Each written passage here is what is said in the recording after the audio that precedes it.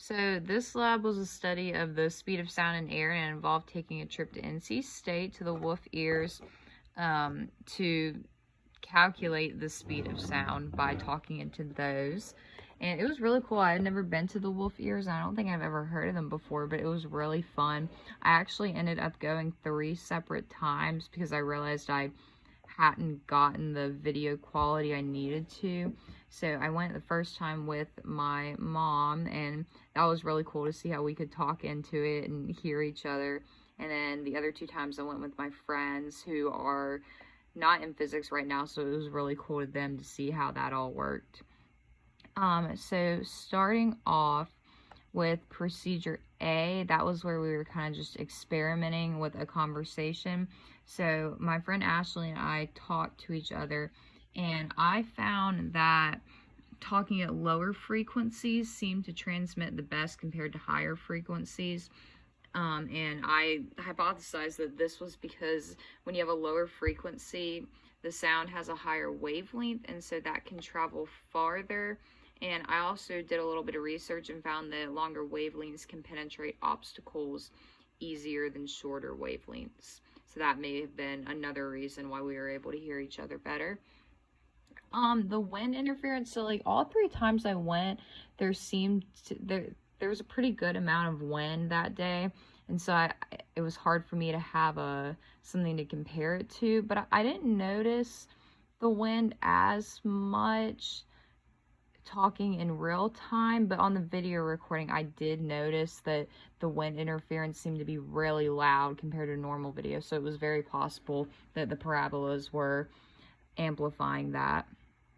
And then we also found that sitting directly on the seat, that was kind of like you have the parabola and then you have like the inside face of it, sitting like towards the outside of it and then speaking directly in the center of it seemed to get the best transmission of sound. So moving on to part B, so my calculations for that.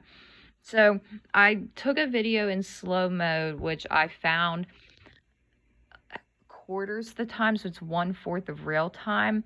And then I downloaded another app called like Slow Motion Analysis, and that was able to slow the slow motion video down by 8 times. So I actually slowed it down to 32 times its original speed. So I was looking on the video I saved and found that so it's 32 times slower than it originally was, but I had my friend clap while I was sitting down at the other end, and when I saw her clap, the video was at 4.25 seconds, and then you hear the sound of the clap at approximately 6.5 seconds. So the change in time was about 2.25 seconds. And since it was slowed down to 32 times its original speed, I multiplied that number by the fraction 1/32 to get in real time, this would have been 0.07 seconds.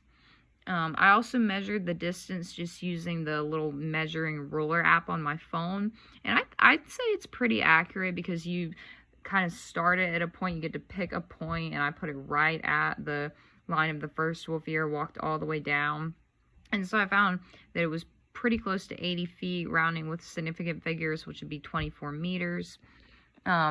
And then using the equation, velocity equals distance divided by time, I got that the speed of sound was 343 meters per second, which is it's pretty much the accepted value, and it was about 70 degrees that day, which is 21.1 degrees Celsius, which is pretty close. Like if you look at the textbook, that value is calculated for when it's 20 degrees Celsius, so it was pretty close. So then going on to, I calculated the expected value at this temperature, and it was 344 meters per second, which I was pretty proud of myself that I got that close, because I calculated the percent error, or the difference, and it was 0.29%. So I thought that was pretty awesome I got that close. It could have just been luck, but I did try my best to make sure I was precise and everything, and I took the video several times. So I felt pretty confident in my answer.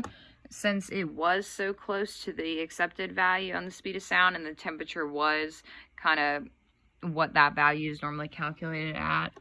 So I felt pretty confident in my results.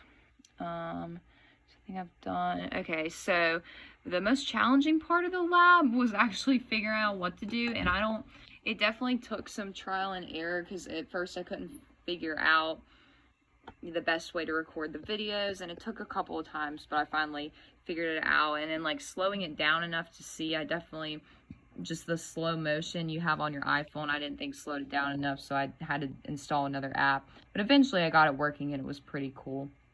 And the most fun part of the lab was definitely just being able to sit 80 feet apart and have a conversation like my friend was sitting right next to me. I just thought that was so cool. And for the last, the creative and strange question, what would it be like if we had parabolic external eardrums the size of wolf ears? I thought, since I could hear my friend 80 feet away from me, if you had eardrums that big, you would probably be able to pick up on even whispers on the other side of the room that you wouldn't be able to hear normally. So that's kind of what I hypothesized would happen if we had eardrums that big.